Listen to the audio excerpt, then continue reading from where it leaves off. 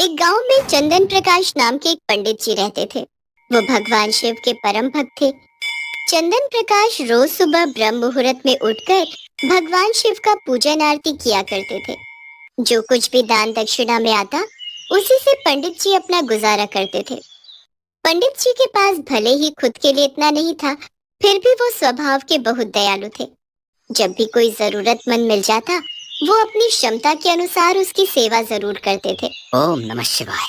ये लो माई, ये कुछ फल और अनाज रखो, ये तुम्हारे काम आएगा। अब तो ठीक है ना? हाँ हाँ पंडित जी, ये तो बहुत है।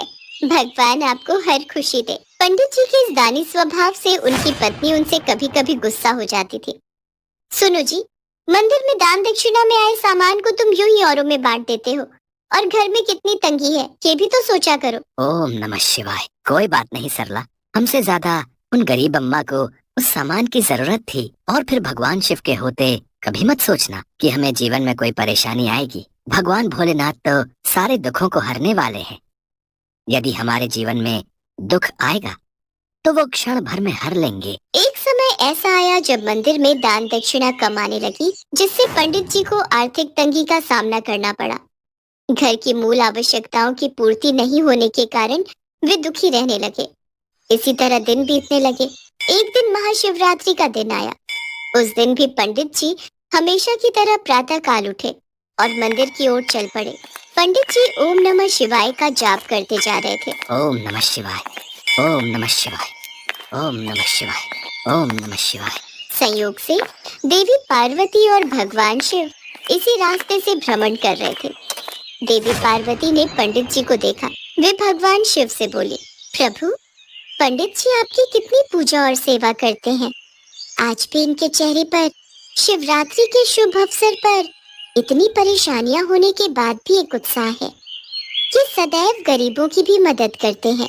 वह स्वयं जीविकोपार्जन के लिए बहुत कम कमा पाते हैं, फिर भी उनकी आपके प्रति आस्था कम नहीं होती।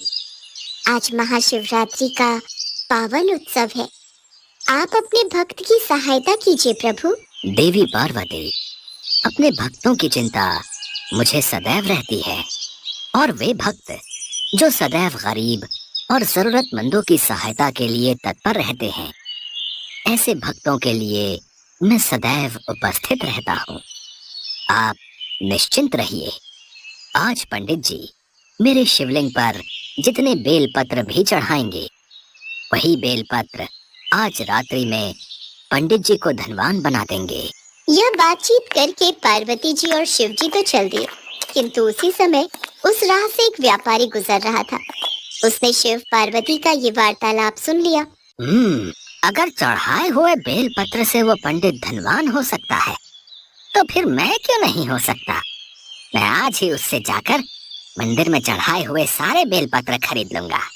यही सोच वो लालची व्यापारी पंडित जी के घर पहुंच गया और बोला, पंडित जी, आपने अब तक जितने भी बेलपत्र शिव पूजन में चढ़ाए हैं, वो सब मुझे दे दीजिए।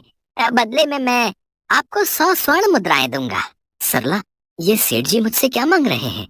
ये बेलपत्र तो मैंने शिव जी की पूजा अर्चना में चढ़ाए हैं। सुनो जी, हमें धन की जरूरत है, और क्या पता इन सेठ जी को उनके बेलपत्रों की हमसे ज्यादा आवश्यकता हो, इसलिए आप दे दो। इसके पश्चात पंडित जी ने सारे बेलपत्र बोरे में भरकर व्यापारी को दे दिए। व्यापारी बोरा लेकर मंदिर पहुंचा और शिवलिंग पर चढ़ाकर देखने लगा। हे शिव, अब जल्दी से वो कृपा मुझ पर कर दो जो आप पंडित पर करने वाले थे। देखो, मैं सारे बेलपत्र ले आया हूँ। हो सकता है भगवान शिव थोड़ी देर में मुझ पर कृपा करें। यहीं बैठकर प्रतीक्षा करता हूँ। प्रतीक्षा करते करते सेठ जी को आधी रात हो गई। सेठ जी चमत्कार देखने के लिए बहुत उतावले हो रहे थे। आखिर तीसरा पहर गुजरने के बाद सेठ जी के सब्र का बांध टूट ही गया, और क्रोध में आकर सेठ जी शिवलिंग को झकझोरने लगे। सेठ के हाथ शिवलिंग से ही चिपके रह गए। सेठ ने बहुत प्रयास किया, किंतु उसके हाथ हिले तक नहीं। थक हार कर वो शिव जी से क्षमा याचना करने लगा। हे शिव शंकर, ये क्या हो गया? मेरे हाथ इस शिवलिंग से हट क्यों नहीं रहे हैं? तभी शिवलिंग में से आवाज आई, लोभी सेठ, जिस पंडित से तुमने ये बेलपत्र खरीदे हैं, उसे तुम 1000 स्वर्ण मुद्राएं दोगे। यदि तुम इसे स्वीकार करते हो तभी तुम्हारे हाथ इस शिवलिंग से अलग होंगे। हाँ हाँ हाँ प्रभु, हाँ, मैं उसे 1000 स्वर्ण मुद्राएं अवश्य दूंगा, पर मुझे क्षमा कर दीजिए प्रभु। मैं आगे से कभी भी लालच नहीं करूंगा, सदैव निष्काम निस्वार्थ भावना से दूसरों की मदद करूंगा। भगवान भोलेनाथ ने व्यापारी को क्षमा कर दिया और उसके हाथ शिवलिंग से अलग हो गए। उसके पश्चात उस व्यापारी ने पंडित जी को भेंट स्वरूप 1000 स्वर्ण मुद्राएं दी। शिव जी का कथन सत्य हुआ। पंडित जी के जीवन के सारे दुख दूर हो गए।